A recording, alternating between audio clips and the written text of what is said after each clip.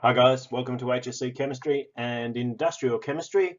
And in this particular video, we're going to continue looking at the equilibrium constant and to start with the performing of some calculations, put some numbers into this equation. So there's a couple of things that we need to be aware of when we're looking at calculating the equilibrium constant. Firstly, just a reminder about that expression.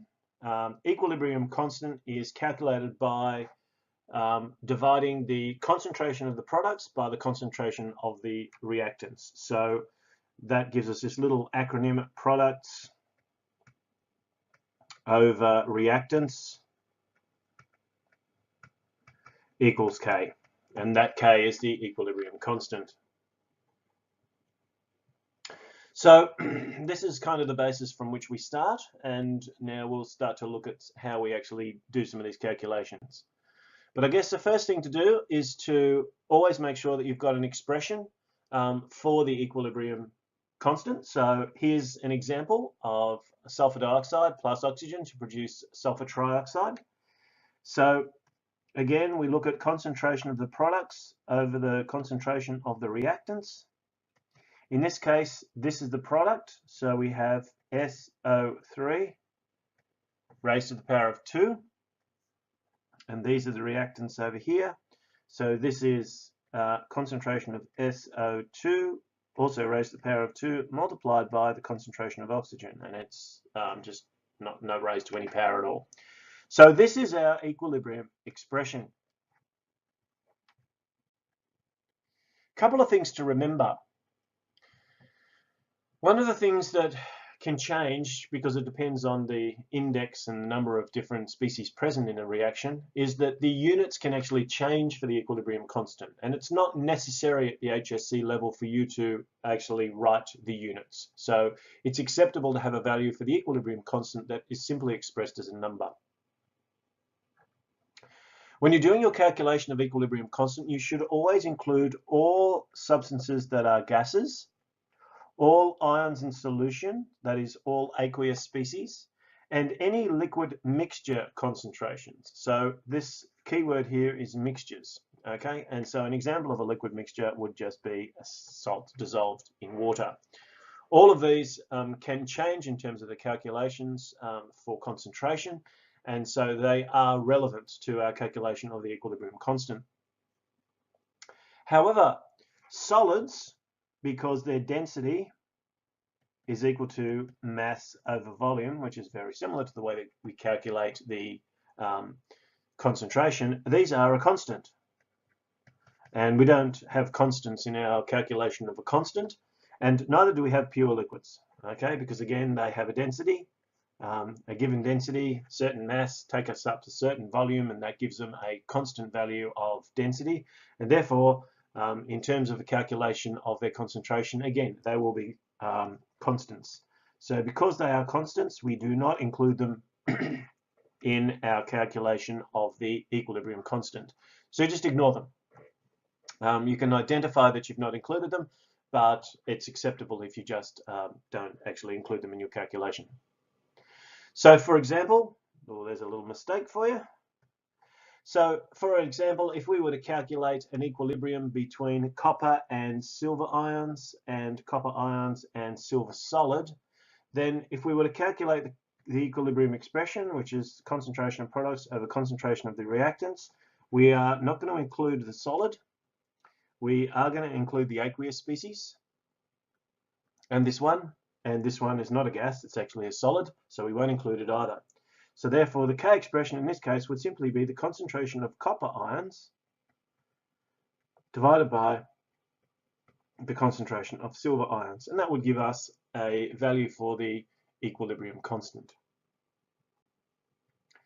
So let's start putting some numbers on this now.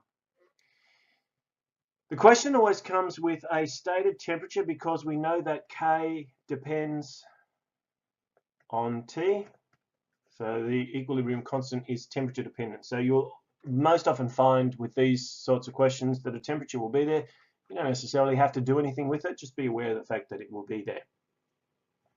A closed system, so it has to be a closed system if it's going to reach equilibrium, and three substances measured with their respective concentration. So a lot of the work's been done for us here, but we need to calculate an equilibrium constant.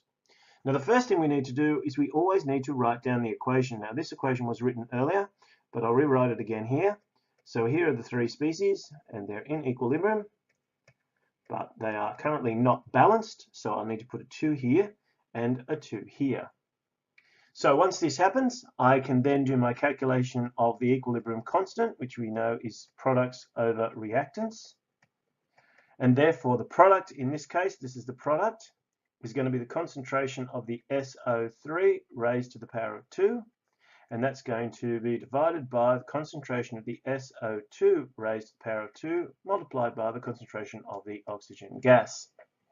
Substituting the values in, I will get SO3 is here, 0.02 squared, all divided by 0.016 all squared multiplied by 0.024. I'm going to do this in a couple of steps because I've got a little calculator over here to the side which I'm going to use. So the first one is going to be, the top is 0.0004 or 4 times 10 to the minus 4 times 10 to the minus 4. And the denominator in this case would be, again, just excuse the delay while I just punch these numbers into a calculator, multiplied by 0.016 multiplied by 0.024. That gives me a very big number. 1, 2, 3, 4, 5, 6. 1, 2, 3, 4, 5, 6, 6, 1, 4, 4.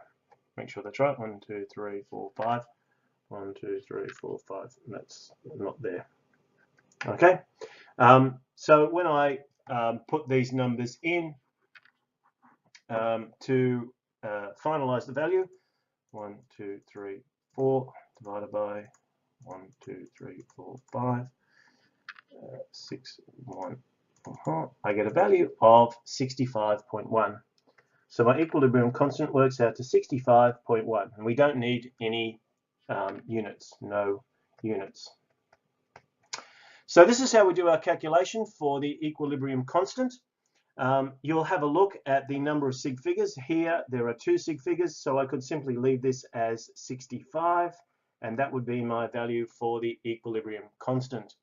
Now the fact that this value is bigger than 1, it's significantly bigger than 1, suggests that this equilibrium favors the products. So the number being larger than 1 means the numerator is bigger, so it's going to be an equilibrium that favors the product side. If that was a very small number and it was, say, much less than 1, then we would say that the equilibrium favored the reactant side. Thanks for watching.